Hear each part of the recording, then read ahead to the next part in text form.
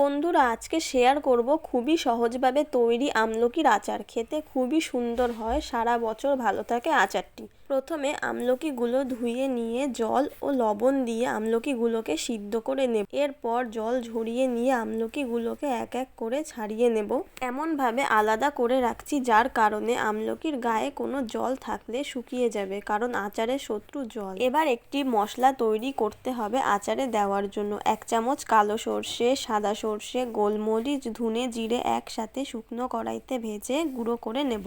একদম খুব বেশি গুঁড়ো করব না, হালকা একটু শক্ত শক্ত ভাব থাকলে ভালো হয়। এরপর একটি পাত্রে গুঁড়ো করে রাখা মশলা, লঙ্কার গুঁড়ো, হলুদ, বিট লবণ, সামান্য একটু হিং দিয়ে গরম করে রাখা সর্ষের তেল দিয়ে নাড়িয়ে লঙ্কা দিয়ে দেব, লঙ্কায় যেন কোনো জল না থাকে। এরপর আমলকিগুলো দিয়ে ভালোভাবে নাড়িয়ে 4 ঘন্টার জন্য এইভাবে রেখে দেওয়ার পর কাচের পাত্রে সারা বছরের জন্য রেখে দিলাম আচারটি।